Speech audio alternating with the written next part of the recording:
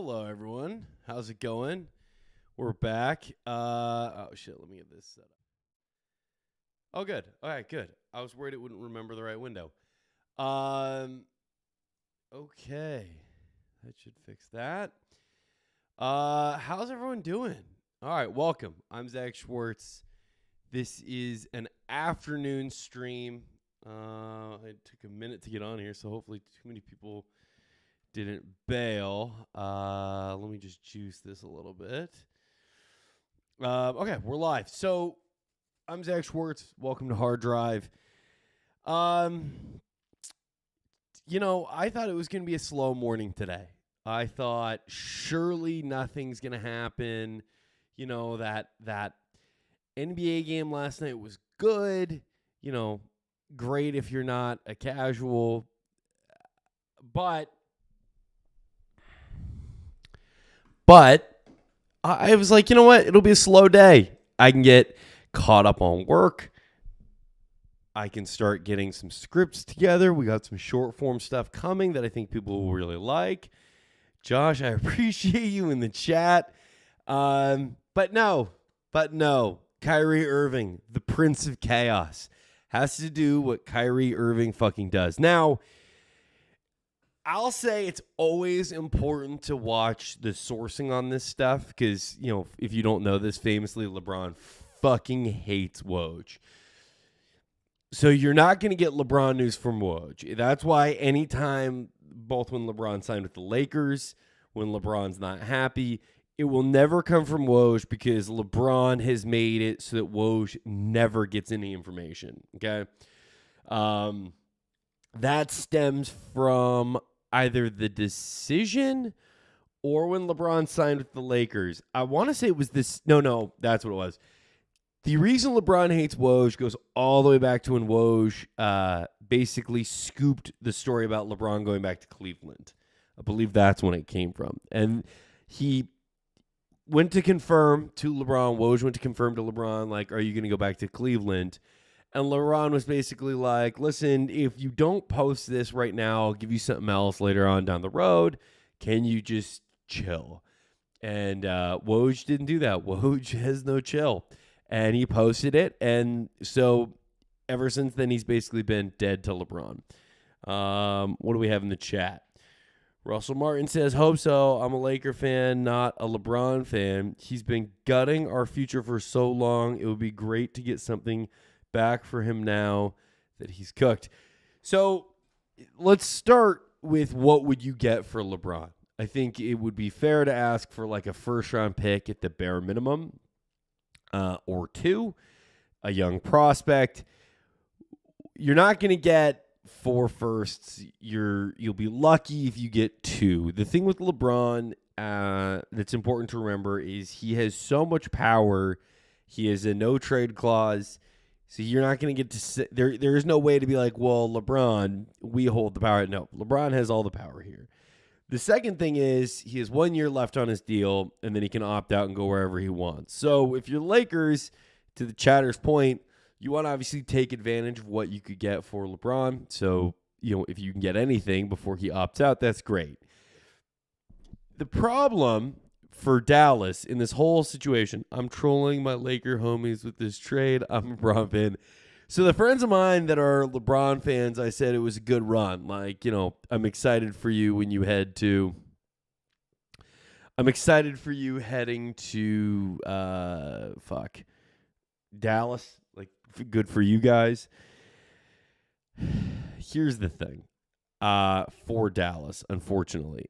They have no cap space right now. So to get LeBron, the important thing to remember with Kyrie Irving doing this, because, you know, for a long time it was, well, why wouldn't Kyrie come to the Lakers? Well, the reality is the Lakers don't want to give Kyrie 4 years, $200 and some odd million. The Lakers number with Kyrie is a little bit more like 100 and, 2 years, 90 million, like they do not want to give Kyrie 4 years. And who can blame him? The situation in Dallas didn't even go that well. The situation in Brooklyn didn't go well. The situation in Boston didn't go well. And then after, things went well in Cleveland to the point where they won a title, he blew that shit up again. So the Lakers don't want to give him that. Now, the problem for Dallas is that, let me pull a tweet over here really fast.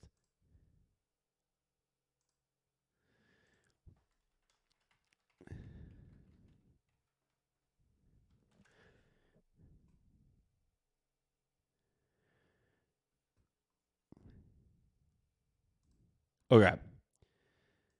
So, as this person brings up, and Haynes also mentions it. So Kyrie Irving desires the Mavericks to explore acquiring LeBron James to form a big three with Luka Doncic. I will be honest, that is a sick big three. Do I think it will work and win them a title? We'll get to that. The thing you have to remember here is basically they have to buy out LeBron if they hope to get him to the Mavs. The Lakers do.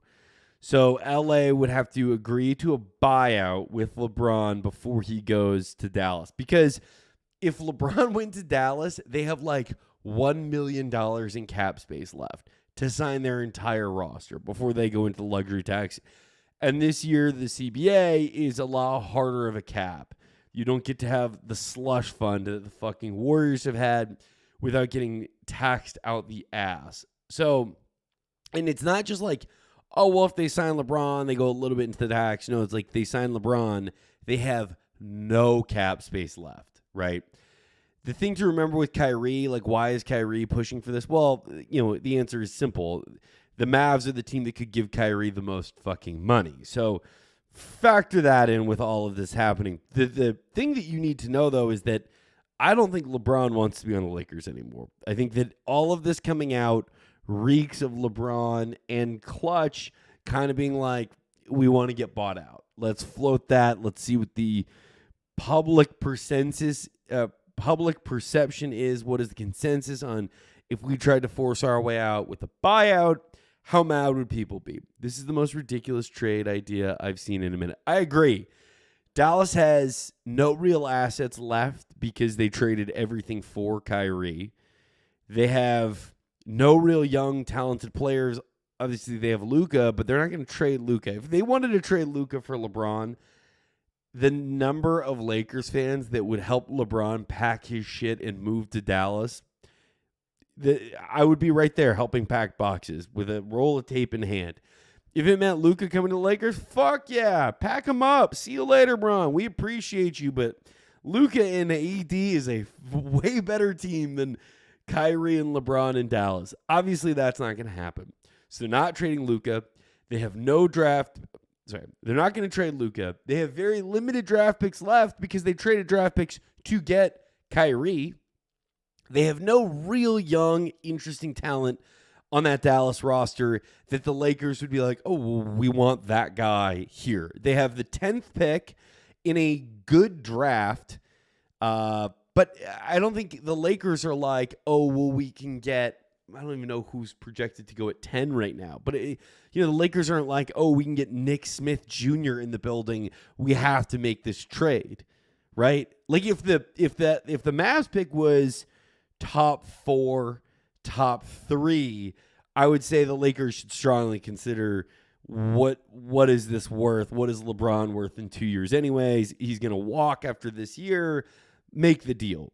So, with that in mind, let's just sit back and inhale the fumes from the Lakers subreddit.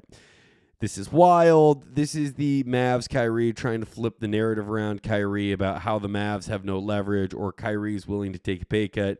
He's likely staying for a max. Kyrie's willing.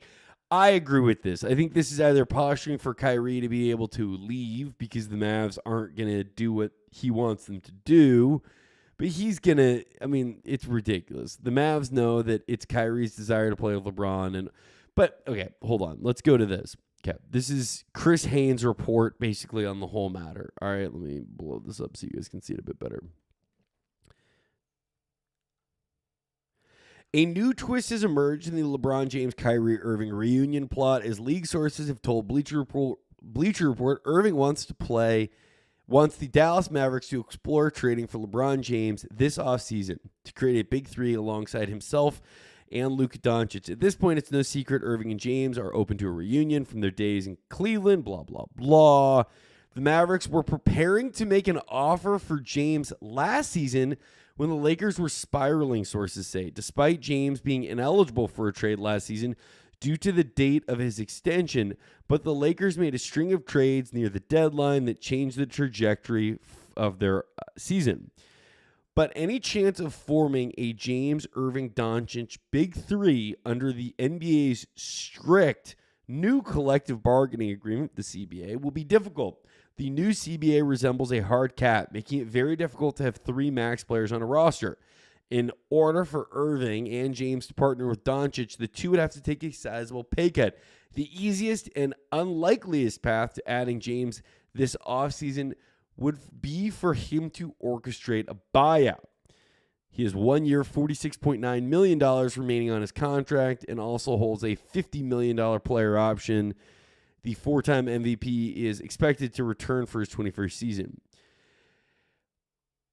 I don't know how cheap you could do a buyout for. Like, if LeBron was like, for $2, I will leave, and that's all the Lakers had to pay, like, I could see that, but I don't think that that's how it works. I think that the CBA has minimums on what you have to pay. Like, let's just see.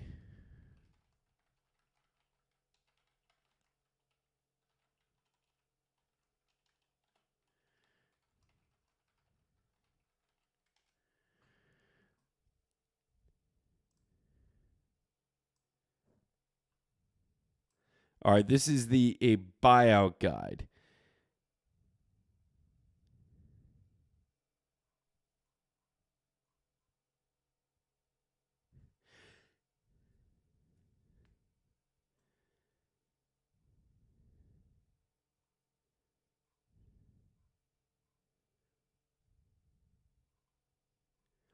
Yeah, I'm not going to read through. The Warriors, they went over the cap. This year, the cap is like designed to really fucking punish teams that go over the CBA.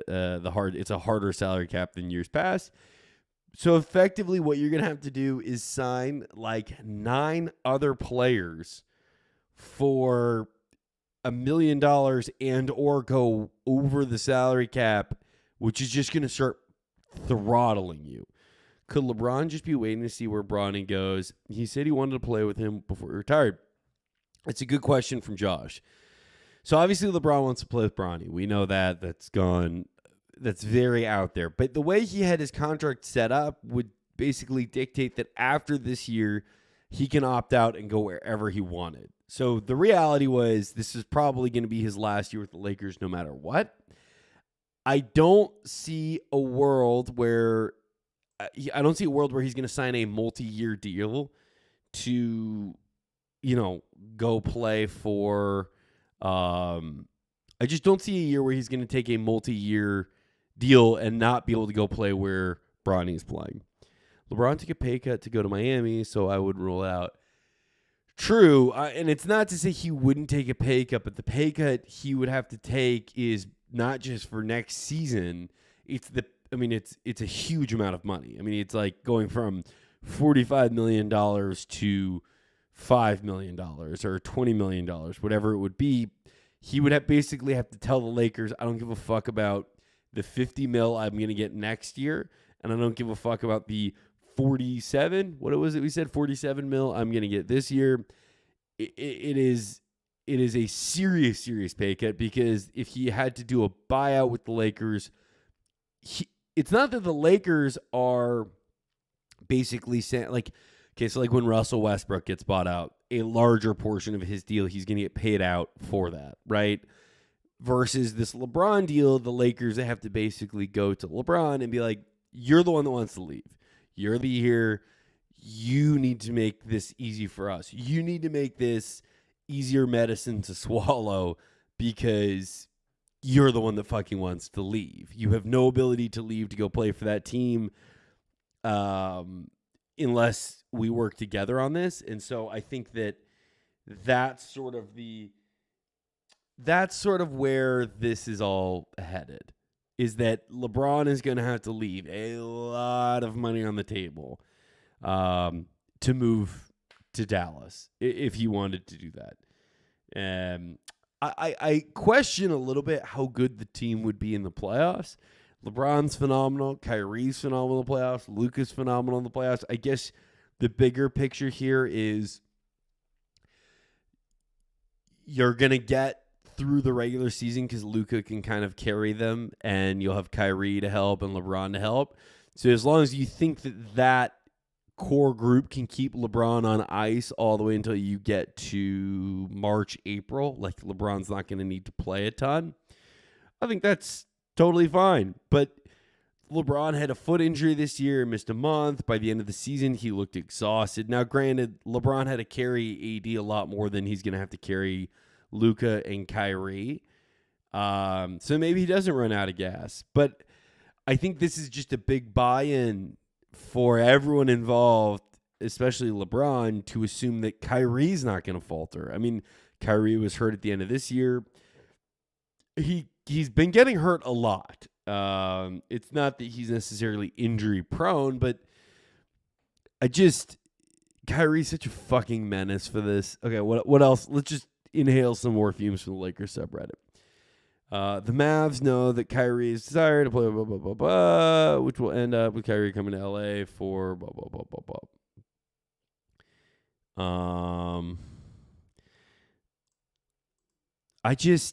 I don't see this happening. But I do see, I think that the fact that LeBron is open to a buyout should tell Lakers fans something about where his head is at with wanting to play for this team.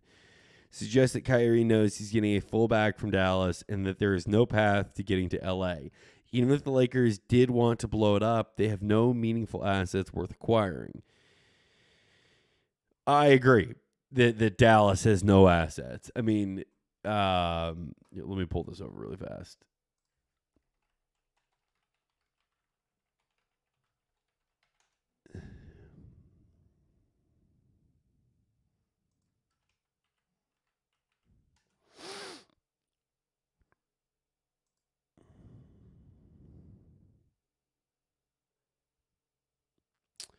God damn it. Where's the future one? Here you go. All right. Okay, so they own... Did they not give shit up? How did they get Kyrie? Oh, okay, so they didn't give up as much as I had thought, I guess. So... Okay, they don't own their 2024 pick for sure, because I think that goes to the Knicks unless they're in the top 10 again. And then they could offer a 26 and a 27 and a 28. But I don't understand how this is. Hold on, let me move this over so y'all can see. So this is saying they don't have their 24 because that goes to New York, the Knicks, for the Porzingis trade. They sent their 29 to Brooklyn for Kyrie and their 29 to Brooklyn for Kyrie, the second round pick. So, they could offer their 25, their 26, and their 27 to the Lakers. I guess if you're the Lakers, why would you do this? Like, why would you help LeBron out of this situation at all? I don't think they should. I think, okay, what else? I'm just trying to see if there's anything good on here.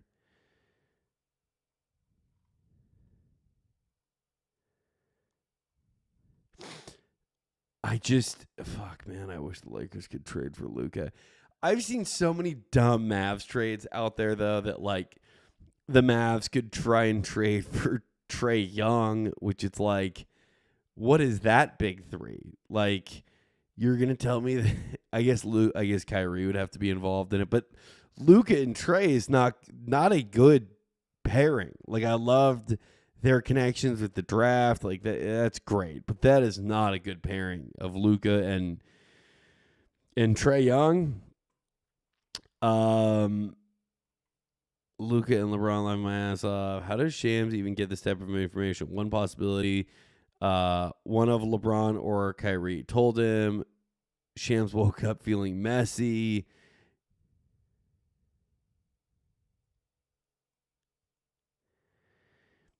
So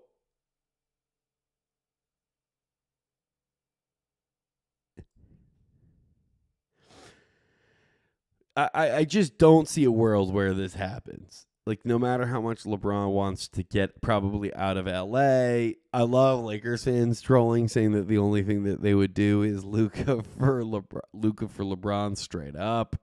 Woj weighed in. Maybe it was on TV. God, who cares about the Clippers GM situation? Okay. Woj weighed in basically saying that he believes that this is LeBron's camp pushing this narrative, which, again, if you weren't here at the top of the stream, it's important to know that Woj and LeBron do not fucking like each other. Woj scooped, I believe it was LeBron going back to Cleveland after he went to Miami, called LeBron's people for like, hey, can I confirm this? And they told him no. And Woj ran it anyway.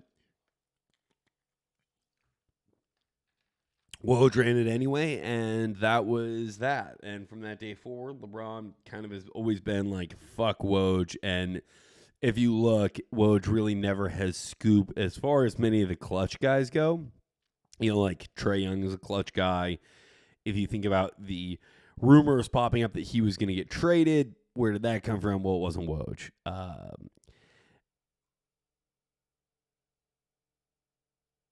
I don't. Oh, this is interesting. I guess this kind of is tampering.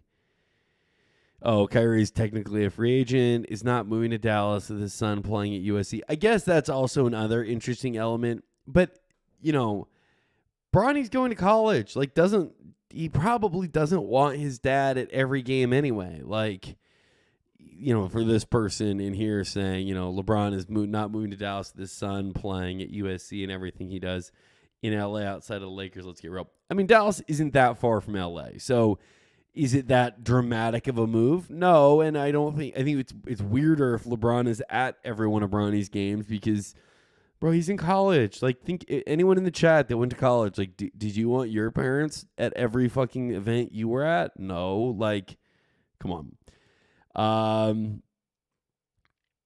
I just don't. It's the buyout part that I'm like, I don't fucking believe it. If anyone cares about this, stop me. The Bulls are looking to lock up Nikola Vucevic for the next 3 years. I have no fucking idea what the Chicago Bulls are doing. And frankly, I don't think they do either.